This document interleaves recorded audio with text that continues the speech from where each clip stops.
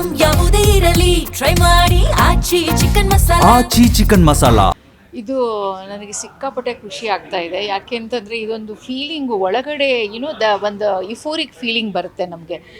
ಅಂತಂದು ಹೇಗೆ ಅಂತಂದರೆ ನಾವು ಯಾವಾಗಲೂ ಏನು ಸೆಲಿಬ್ರೇಟ್ ಮಾಡುವಾಗ ಇನ್ನೊಬ್ಬರಿಗೆ ಕೊಟ್ಟರೆ ಅವ್ರ ಒಂದು ಎಕ್ಸ್ಪ್ರೆಷನಲ್ಲಿ ಆ ಖುಷಿ ಅದನ್ನು ನೋಡಿ ಬಹಳಷ್ಟು ಅದಕ್ಕೆ ಜಾಸ್ತಿ ಖುಷಿ ಆಗುತ್ತೆ. ಆ ರೀತಿ ಮಾಡಲಿಕ್ಕೆ ನನಗೆ ಬಹಳ ಇಷ್ಟ. ಮತ್ತು ನಾವು ಬಹಳ ಕಷ್ಟಪಟ್ಟು ಕಾಲೇಜ್ ಬೆಳೆಸಿದವರು, ಭಾಳ ಹಾರ್ಡ್ ವರ್ಕ್ ಮಾಡಿ ಭಾಳ ಸಿನ್ಸಿಯಾರಿಟಿಯಿಂದ. ಸೊ ಇದೇ ರೀತಿ ಎಷ್ಟು ಜನ ಸ್ಟ್ರಗ್ಲರ್ಸ್ ಇರ್ತಾರೆ, ಅವ್ರಿಗೆ ನಾವು ಎನ್ಕರೇಜ್ ಮಾಡಿದ್ರೆ ತುಂಬ ಚೆನ್ನಾಗಿ ಅವರು ಮುಂದೆ ಇದಾಗುತ್ತೆ ಅಂತ ಅಂದ್ಬಿಟ್ಟು ನಾನು ಅದೇ ಮನಸ್ಸಲ್ಲಿ ಇಟ್ಕೊಂಡು ಮಾಡ್ತೀನಿ ಏನು ಕೆಲಸ ಮಾಡೋದು. ಅವರು ಕೂಡ ಏನು ಆಸಿಡ್ ದಾಳಿಗೆ ಒಳಗಾದಂಥ ಸಂತ್ರಸ್ತರು ಕೂಡ ಹೇಳ್ತಾ ಇದ್ದಾರೆ, ನಿಮ್ಮ ಕಾರ್ಯಕ್ಕೆ ತುಂಬಾನೇ ಖುಷಿಪಟ್ಟು ಭಾವುಕರಾಗ್ತಾರೆ. ಹೌದು, ನಾವು ಅವರಿಗೆ ತಿಳಿಸ್ಬಿಟ್ಟು ವಿಕ್ಟೋರಿಯಾ ಹಾಸ್ಪಿಟ್ಲಿಂದ ನಾವು ಬಹಳ ದಿವಸದಿಂದ ಕಾಂಟ್ಯಾಕ್ಟ್ ಮಾಡಿ ಈ ಥರ ಬೇಕು ಅಂತ ನಾವು 5 ಜನನ ಕೇಳಿದ್ವಿ.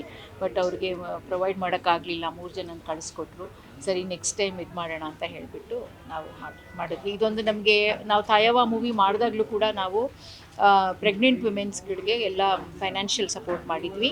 9 ಜನಕ್ಕೆ ನಾವು ನಗದು ಇದು ಕೊಟ್ಟಿದ್ವಿ, ಸಪೋರ್ಟ್ ಮಾಡಿದ್ವಿ.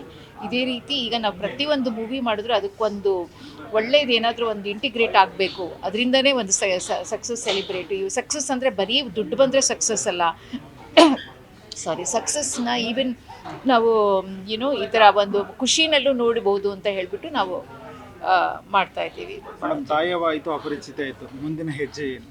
ಮುಂದೆ ನಾನು ಒಂದು ಮೂವಿ ಆಶಾ ಕಿರಣ ಅಂತ ಹೇಳಿಬಿಟ್ಟು ಪೋಸ್ಟ್ ಪ್ರೊಡಕ್ಷನಲ್ಲಿದೆ. ಅದು ಒಂದು ಸಣ್ಣ ಮಕ್ಕಳು ಪಡ್ತಾ ಇರೋ ಕಷ್ಟದ ಬಗ್ಗೆ ಒಂದು ಸ್ಟೋರಿ. ಅದು ಭಾಳ ಚೆನ್ನಾಗಿದೆ. ಅದಾದಮೇಲೆ ಅದು ನೋಡೋಣ ಯಾವ ರೀತಿ ಇದಾಗುತ್ತೆ ಅಂತ ರಿಲೀಸ್ ಮಾಡಬೇಕಂತ ಅಂದ್ಕೊಂಡಿದ್ದೀನಿ. ಇದು ನನಗೆ ಸಿಕ್ಕಾಪಟ್ಟೆ ಖುಷಿ ಆಗ್ತಾ ಇದೆ. ಯಾಕೆ ಅಂತಂದರೆ ಇದೊಂದು ಫೀಲಿಂಗು ಒಳಗಡೆ ಒಂದು ಯುಫೋರಿಕ್ ಫೀಲಿಂಗ್ ಬರುತ್ತೆ ನಮಗೆ. ಅಂತಂದು ಹೇಗೆ ಅಂತಂದರೆ ನಾವು ಯಾವಾಗಲೂ ಏನು ಸೆಲಿಬ್ರೇಟ್ ಮಾಡುವಾಗ ಇನ್ನೊಬ್ಬರಿಗೆ ಕೊಟ್ಟರೆ ಅವ್ರ ಒಂದು ಎಕ್ಸ್ಪ್ರೆಷನಲ್ಲಿ ಆ ಖುಷಿ ಅದನ್ನು ನೋಡಿ ಬಹಳಷ್ಟು ಅದಕ್ಕೆ ಜಾಸ್ತಿ ಖುಷಿ ಆಗುತ್ತೆ. ಆ ರೀತಿ ಮಾಡಲಿಕ್ಕೆ ನನಗೆ ಬಹಳ ಇಷ್ಟ. ಮತ್ತು ನಾವು ಬಹಳ ಕಷ್ಟಪಟ್ಟು ಕಾಲೇಜ್ ಬೆಳೆಸಿದವರು, ಭಾಳ ಹಾರ್ಡ್ ವರ್ಕ್ ಮಾಡಿ ಭಾಳ ಸಿನ್ಸಿಯಾರಿಟಿಯಿಂದ.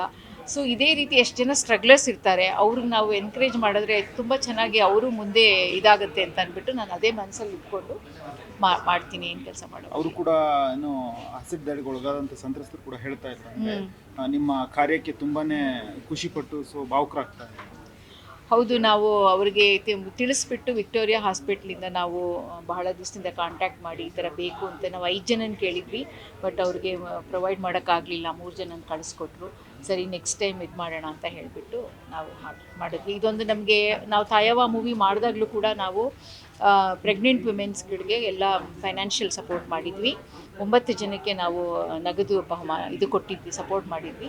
ಇದೇ ರೀತಿ ಈಗ ನಾವು ಪ್ರತಿಯೊಂದು ಮೂವಿ ಮಾಡಿದ್ರು ಅದಕ್ಕೊಂದು ಒಳ್ಳೇದೇನಾದರೂ ಒಂದು ಇಂಟಿಗ್ರೇಟ್ ಆಗಬೇಕು, ಅದರಿಂದನೇ ಒಂದು ಸಕ್ಸಸ್ ಸೆಲಿಬ್ರೇಟ್. ಸಕ್ಸಸ್ ಅಂದರೆ ಬರೀ ದುಡ್ಡು ಬಂದರೆ ಸಕ್ಸಸ್ ಅಲ್ಲ, ಸಕ್ಸಸ್ನ ಈವನ್ ನಾವು ಈ ಥರ ಒಂದು ಖುಷಿನಲ್ಲೂ ನೋಡ್ಬೋದು ಅಂತ ಹೇಳಿಬಿಟ್ಟು ನಾವು ಮಾಡ್ತಾ ಇದ್ದೀವಿ. ಮೇಡಮ್, ತಾಯವ್ವ ಆಯಿತು, ಅಪರಿಚಿತ ಆಯಿತು, ಮುಂದಿನ ಹೆಜ್ಜೆ ಏನು?